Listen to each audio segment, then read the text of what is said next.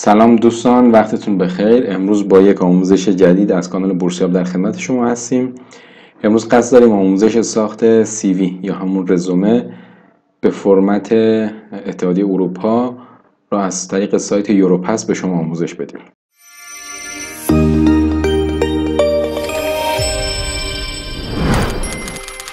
توجه داشته باشید، همونطور که خودتون میدونید داشتن CV یکی از مدارک مورد نیاز برای ثبت نام بورسیه‌های تحصیلی و یا اپلای برای دانشگاه هستش. یعنی اگر شما تجربه ثبت نام بورسیه‌ها و یا ثبت نام توی دانشگاه‌های مختلف را داشته باشید، یکی از مدارک الزامی و مورد نیاز CV هستش، چون از طریق CV یا رزومه شما اون کمیته‌ای که در واقع پرونده شما رو بررسی میکنن به یک سری از اطلاعات در رابطه با شما دسترسی دارن که هر چقدر شما بتونید توی نگارش و تهیه این CV بهتر عمل بکنید، شانس قبولی شما بیشتر خواهد شد، چون ممکنه شما یک سری از توانایی‌ها و قابلیت‌هایی را داشته باشید که اگر که نتونید اونجوری که باید اونها رو پرزنت بکنید، ممکنه که خیلی از شانساتون رو از دست بدید. پس با دقت این آموزش رو مشاهده بکنید تا با جزئیات بیشتری در رابطه با ساخت CV آشنا بشید.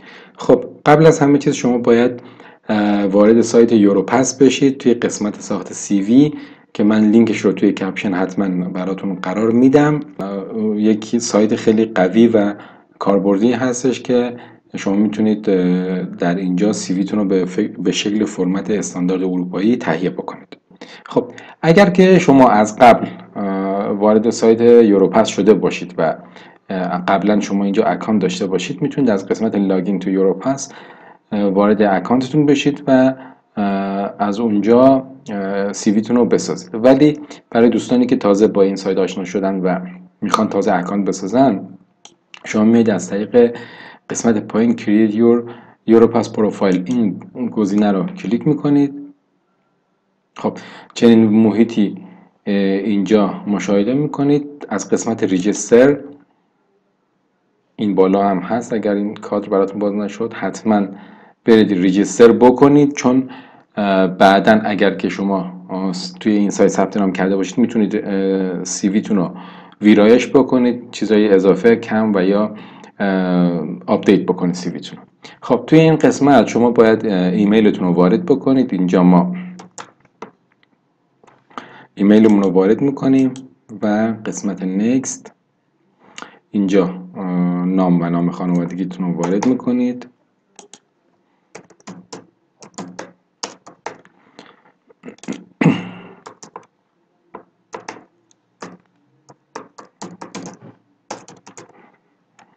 خب، از قسمت زبان هم انگلیسی رو انتخاب میکنید و این تیک رو فعال میکنید. دکمه Create an Account رو میزنید. چند لحظه صبر میکنید تا اکانتتون ساخته بشه. بعد از اینکه این مرحله تموم شد، یک ایمیل براتون میاد که شما باید اون ایمیل رو واردش بشید و لینکی که براتون ارسال شده رو تایید بکنید که همینجا نوشته. حالا ما میریم وارد ایمیلمون میشیم.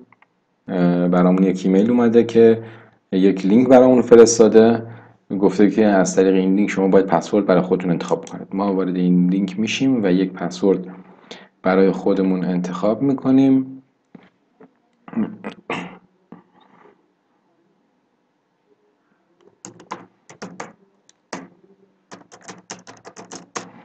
پسورد رو تکرار میکنیم و سابمیت رو میزنیم. خب،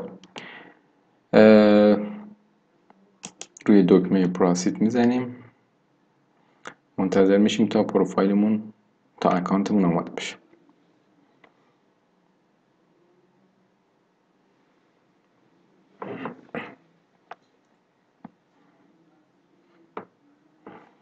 خب، این گزینه رو ما فعلا رد میکنیم به خاطر خب، وقتی که وارد اکانتمون شدیم، توی این قسمت گزینه‌های مختلفی داره که ما اول باید بیایم قسمت Create My Profile اینجا رو کلیک میکنیم. توی این قسمت ما یک سری اطلاعات باید وارد سیستم بکنیم. توی قسمت پرسونال اینفورمیشن، توی این قسمت ما زبانی که میخوایم سی ویمون نوشته بشه رو مشخص میکنیم که انگلیش هستش. توی قسمت بعدی فرمت تاریخ رو ما انتخاب میکنیم که تاریخ همون به چه فرمتی نوشته بشه. حالا من این فرمت رو انتخاب میکنم. توی این قسمت ما ناممون رو وارد میکنیم. من حالا این اطلاعات رو به صورت تستی وارد میکنم، ولی شما اطلاعات دقیقتون رو وارد بکنید. نام خانوادگی وارد میکنیم، تاریخ تولد وارد میکنید اینجا،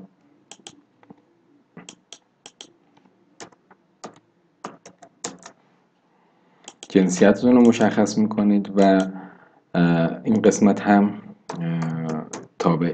تابعیت یا نشنالیتیتون. توی این قسمت شما میتونید آدرس ایمیلتون رو وارد بکنید. ما آدرس ایمیلمون رو وارد کردیم. دو تا ایمیل اگر خواستید ارائه بدید هم از قسمت پایین اد رو میزنید و یک ایمیل جدید اضافه میکنید. توی قسمت پایین شما شماره تلفنتون رو وارد میکنید. حالا با موبایل اینجا هم کشور رو انتخاب میکنید و بعد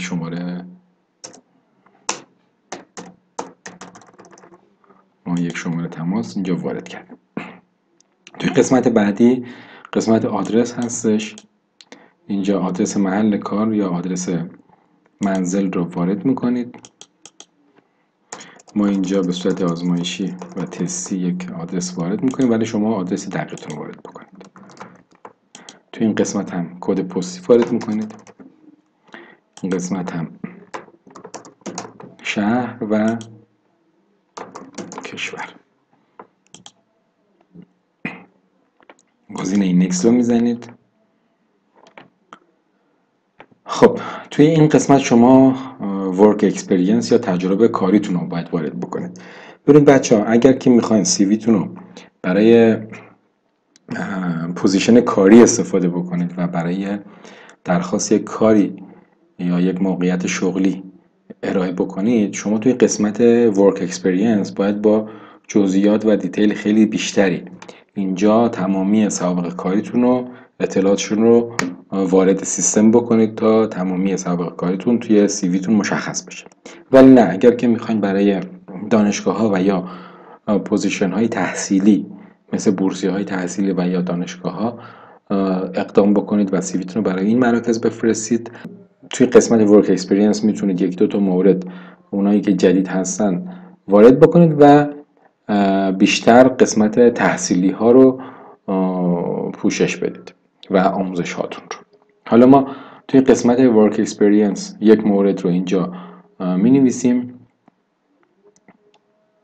اینجا توی قسمت اول نمیشه occupation or position، نوع شغلمون رو می نویسیم. مثلا ما می نویسیم IT manager. خب توی قسمت بعدی اینجا توی قسمت امپلویر گفته نام کارفرما یا نام اون کمپانی رو وارد بکنید. ما مثلا اینجا به طور مثال مثلا ما می نویسیم که اسم کمپانیمون رو وارد میکنیم، مثلا ایرانسل. خب توی سیتی هم شهر محل کارمون رو و اینجا هم کشور رو وارد میکنیم. خب توی قسمت بعدی توی قسمت بالا اگر میخواین با جزئیات بیشتری آدرس رو وارد بکنید هم میتونید که از قسمت ادرس دیتیل مشخصات و جزئیات بیشتر اون محل کارتون رو وارد بکنید. حالا بعضی از بچه ها دوست دارن این اطلاعات بیشتر باشه، ولی به نظر من نباشه بهتره، چون یک مقدار شلوغ میشه. توی قسمت پایین شما باید تاریخ شروع و تاریخ پایان اون پوزیشن کاریتون رو وارد بکنید. مثلا ما اینجا می‌نویسیم from، یعنی از یک، حالا مثلا فوریه 2000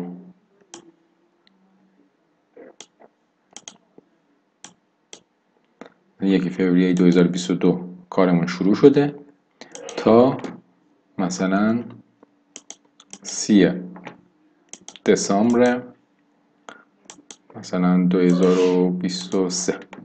اگر که کارتون در حال حاضر در حال اجرا هستش، یعنی شما توی اون پوزیشن هنوز ایفای وظیفه و ایفای نقش میکنید، میتونید آنگوینگ رو بزنید و یعنی اینکه در حال حاضر اونجا استخدام هست.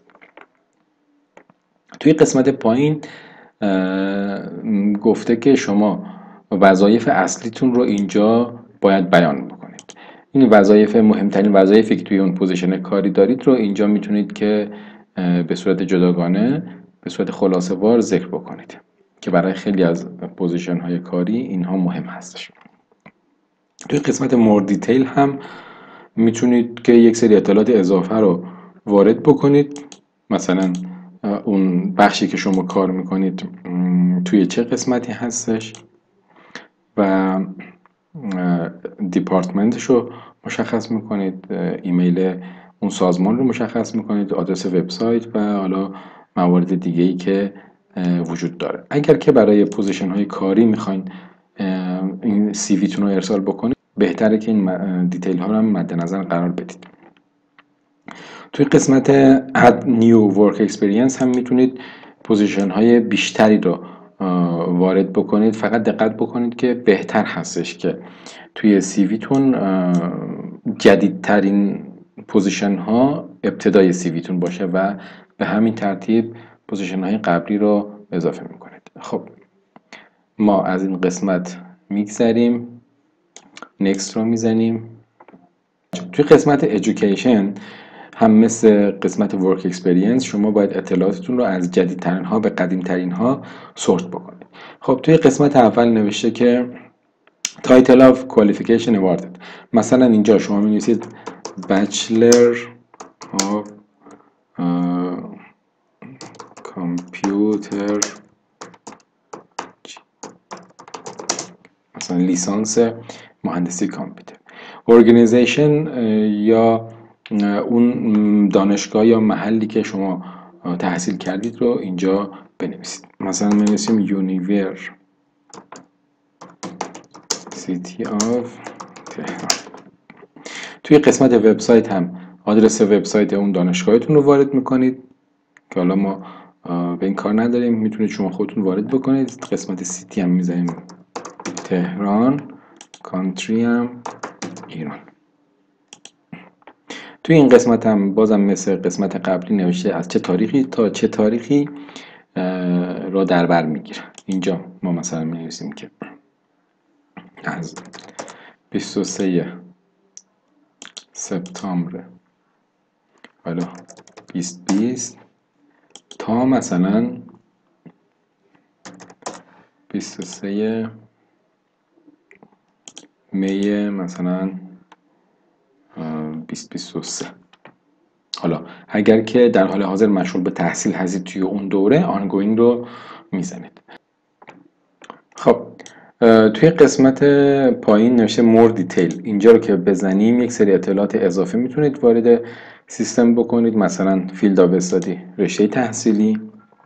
مثلا ما اینجا می نویسیم کامپیوتر. حالا بالا ما توی قسمت بچلر آف کامپیوتر انجینیرینگ اینجا وارد کرده بودیم، ولی خب اگر که اونجا فقط بچلر رو وارد بکنید، میتونید توی این قسمت اسم رشته‌تون هم وارد بکنید. فاینال گرید، اینجا ما معدل یا اون نمره نهایی رو میتونیم وارد بکنیم که معمولا چون توی ایران سیستم از 20 نمره دهی از 20 هستش، ما مثلا اینجا میتونیم بنویسیم 18 و مثلا نیم out of 20. خب اگر که بچه‌هایی که تز یا پایان نامه دارن، اینجا میتونن موضوع پایان نامه شون رو هم وارد بکنن. یک مقطع دیگر هم میخواین وارد بکنید، توی قسمت Add New Education میزنید و مثلا اینجا اطلاعات دبیرستانتون رو وارد میکنید، یا مثلا اگر که شما توی قسمت بالا PhD رو وارد کرده باشید و اینجا میتونید مستر وارد بکنید و یک قسمت دیگه هم اضافه بکنید و بچلرتون رو اینجا وارد بکنید. یعنی 3 تا مقطع تحصیلیتون رو توی این پروفایلتون به ترتیب وارد بکنید. حالا ما از این قسمت میگذریم. توی قسمت پرسونال اسکیلز اینجا زبان مادریتون رو میخواد، مثلا ما می‌نویسیم Persian. Other language، شما اینجا زبانهای خارجی که بلد هستید رو میتونید اینجا وارد بکنید، مثلا ما می‌نویسیم انگلیش. خب توی قسمت انگلیش شما 4 تا اسکیلتون رو پرسیده که توی چه لولی بلد هستید. A1 A2 B1 B2 C1 و C2 که جلوی هر کدوم هم توضیحات نوشته. معمولا اگر که مقدماتی هستید میتونید A2 رو انتخاب بکنید، متوسطه هستید B2 رو، و اگر پیشرفته هستید یکی از گزینه‌های C1 و C2 رو میتونید انتخاب بکنید. ما مثلا اینجا listening B2 رو انتخاب میکنیم، speaking هم B2 و reading و speaking و قسمت رایتینگ هم همه رو B2 انتخاب میکنیم. حالا اگر که یک زبان دیگه هم بلد هستید، مثلا اینجا میتونیم بنویسیم جرمن، این هم به همین ترتیب میتونید همه اسکیلاشو رو وارد بکنید. حالا زبانهای دیگر هم میتونید به همین ترتیب اضافه بکنید.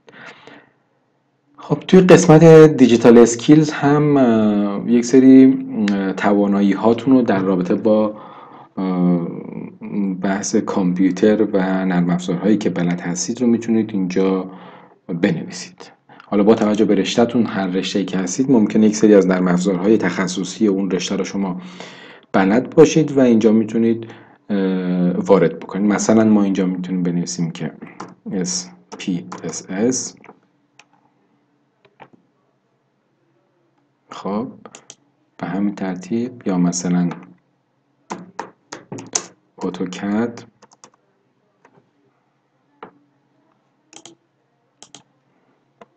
یا مثلا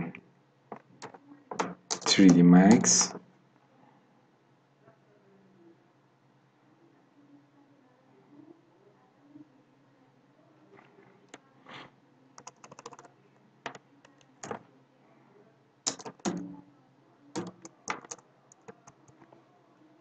و به همین ترتیب هر اسکیلی که دارید میتونید که اینجا اضافه بکنید. یک سری اسکیل ها رو هم خودش پیشنهاد داده، مثل مایکروسافت ورد، اکسل و عرض کنم پاورپوینت. اینها رو هم میتونید از همینجا اضافه بکنید.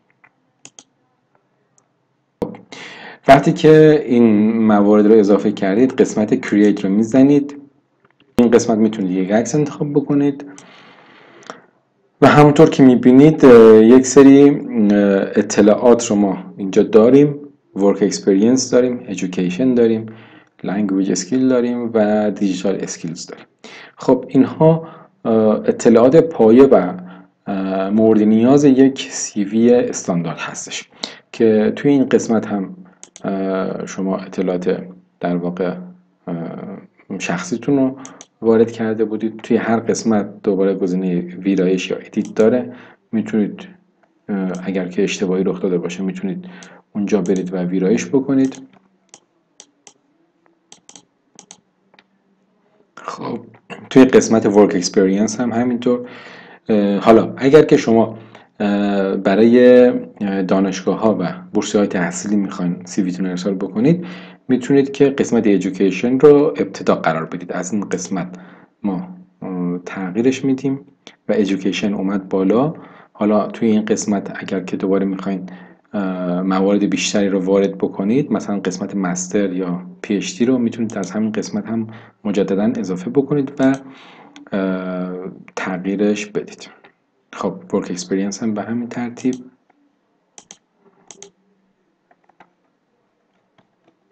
خب حالا یک سری از بچه ها هستن که ممکنه مقاله داشته باشن، ممکنه که ثبت اختراع داشته باشن و فعالیت های داوطلبانه، فعالیت های اجتماعی و یک سری کارهایی داشته باشن که توی این پروفایل ازتون سوال نشده بود. شما برای این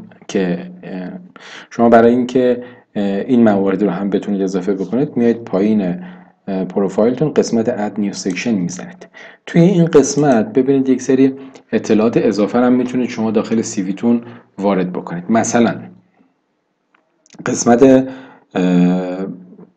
recommendation letter publication، توی قسمت publication مثلا شما میتونید این قسمت رو اضافه بکنید و اینجا توی قسمت publication اگر مقاله دارید، کتاب دارید و هر موردی که شما توی قسمت پابلیکیشن دارید میتونید اینجا اضافه بکنید. توی قسمت تایتل هم میتونید اینجا تایتل اضافه بکنید. قسمت سال نشر یا سال انتشارش رو بزنید. قسمت URL هم شما میتونید لینک دسترسی به اون مقاله و یا اون کتابتون رو اینجا وارد بکنید. توی قسمت دیسکریپشن هم میتونید یک سری اطلاعات اضافه وارد بکنید. سیو میزنید. خب مقالات رو پس متوجه شدید که به چه ترتیب مقالاتتون رو وارد سیستم میکنید.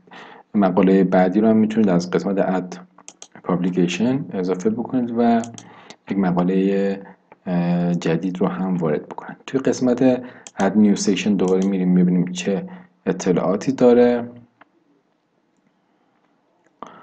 خب کنفرانس اند سمینار داره، درایوینگ لایسنس داره، کریتیو ورکس داره، هابیز اند اینترست داره. اینجا میتونید قسمت علایق و سرگرمیاتون رو وارد بکنید. هانرز اند اواردز داره، اگر که شما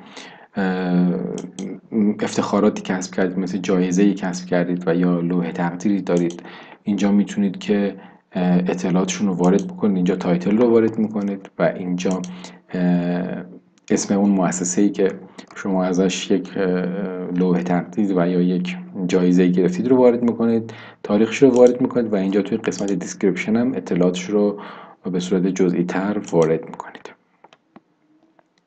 خب توی قسمت بعدی خب هابیز اند اینترست، اینا هم خب میتونید داشته باشید توی سیویتون. مثلا اسپورت یا مشخصا حالا هر اسپورتی که شما دوست دارید اینجا میتونید دیتیلش هم بنویسید و اد میکنید. خب توی قسمت منیجمنت اند لیدرشپ اسکیل، اگر که توانایی های مدیریتی و رهبری داشتید، تجربه‌اشو داشتید، اینجا میتونید این گزینه رو اضافه بکنید و اطلاعات رو وارد بکنید. قسمت نتورکس اند ممبرشیپس هم اگر که توی مؤسسه یا سازمان و یا ارگانی عضو بودید میتونید اینجا اطلاعاتش رو وارد بکنید. ارگانیزیشنال اسکیلز هم به همین شکل.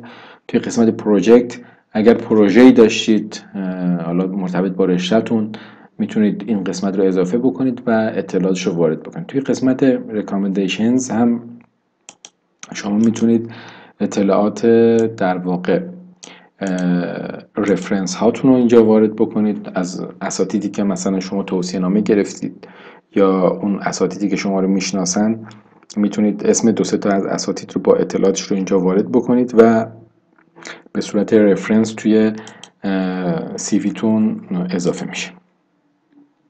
اینجا نام استاد رو وارد میکنید، سمتش رو وارد میکنید، مثلا می‌نویسید پروفسور، ایمیل استاد رو وارد میکنید و شماره تماس و دیسکریپشن اگر که نیاز بود وارد میکنید. خب بازم میایم ببینیم توی قسمت سکشن ها چیا اضافه شده. خب پروژکتس رو هم که توضیح دادم. سوشال اند پولیتیکال اکتیویتی، فعالیت های اجتماعی، اگر که فعالیت های سیاسی و اجتماعی اگر دارید این گزینه رو اضافه میکنید و اطلاعاتش رو کامل میکنید. والنتیری هم توی قسمت کارهای داوطلبانه هستش. کارهای داوطلبانه رو هم من توصیه میکنم که حتما توی سیویتون یکی دوتا مورد بهش اشاره بکنید، چون برای خیلی از بورسیه‌ها و دانشگاه‌ها خیلی اهمیت ویژه‌ای دارن. اینجا هم تایتلش رو وارد میکنیم، لوکیشنش رو وارد میکنیم که تو کجا بوده، از چه تاریخی بوده تا چه تاریخی و توی قسمت دیسکریپشن هم توضیحات اضافه میکنیم و سیو رو میزنیم. خب دوستان، بعد از اینکه این موارد رو در سیویتون اضافه کردید میتونید که به ترتیب اولویت اونهایی که مهم هستن رو جابجا بکنید. مثلا برای این CV تحصیلی ما میتونیم بعد از در واقع education بیایم پابلیکیشن نام رو اضافه بکنیم تا مقالاتمون بیشتر دیده بشه، بولتر باشه. و بعد توانایی های زبانیمون رو میتونیم اضافه بکنیم. اگر که هانر ان اواردز دارید میتونید که این رو هم بالاتر بگذارید تا بیشتر مورد توجه قرار بگیره. و معمولاً ریکامندیشن یا همون رفرنس ها رو در انتهای CV تون اضافه بکنید و بقیه موارد رو هم به همین ترتیب میتونید که جابجا بکنید. تا اینجا همه اطلاعات رو وارد کردیم.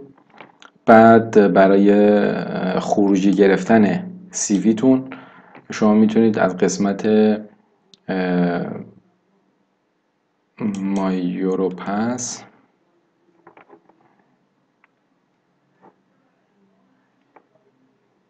create a CV بزنید. start from your profile اینجا رو بزنید. توی این قسمت از شما میپرسه که میخواید CV تون رو ویرایش بکنید یا نه. اگر که خواستید ویرایش بکنید yes میزنید و اگر نه که نیاز به ویرایش نبود نو میزنید. توی این قسمت میتونید قالب CV تون رو انتخاب بکنید و اینکه تم رنگیش به چه شکل باشه. سایز فونتش رو هم میتونید از اینجا انتخاب بکنید. حالا قالب هایی که وجود داره به این شکل هستش. ما همین اولی رو انتخاب میکنیم. خب اینجا اطلاعات رو هم میتونید به صورت پیش‌فرض ببینید. قالب بعدی هم به پیش نمایش بگیریم.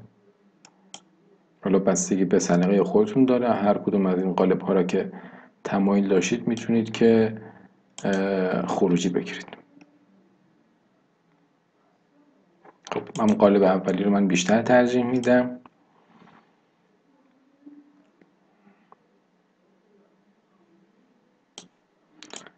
next رو میزنید. خب توی این قسمت شما یک اسم برای CV تون انتخاب میکنید. مثلا ما میزنیم که همون CV میزنیم و توی این قسمت هم دانلود رو میزنید. وقتی که دانلود کردید CV تون به این شکل آماده شد. ببینید چون ما اطلاعات رو به صورت تستی نوشتیم و اطلاعات کامل ننوشتیم به این شکل هستش، ولی وقتی که شما اطلاعاتتون رو کامل بنویسید خیلی شکیل‌تر و خیلی با جزئیات بیشتر CV تون آماده میشه. ببینید بچه‌ها این CV مورد تایید اتحادیه اروپا هستش و تقریبا میشه گفت همه دانشگاه‌ها و همه مراکزی که شما بخواید براشون CV بفرستید این فرمت رو قبول میکنن و یکی از بهترین فرمت هایی هستش که مورد استاندارد هست و شما میتونید بعداً هم اگر که موردی اضافه شد میتونید که برید دوباره وارد قسمت پروفایلتون بشید و مواردی رو اضافه و کم بکنید و ویرایش بکنید. خیلی ممنون از اینکه با این ویدیو ما رو همراهی کردید. برای اینکه بتونید آموزش های بیشتری رو ببینید و ما هم آموزش های بیشتری برای شما ضبط بکنیم، کانال ما رو سابسکرایب بکنید و زنگوله رو هم بزنید. تا یک آموزش دیگه به خدا میسپارمتون.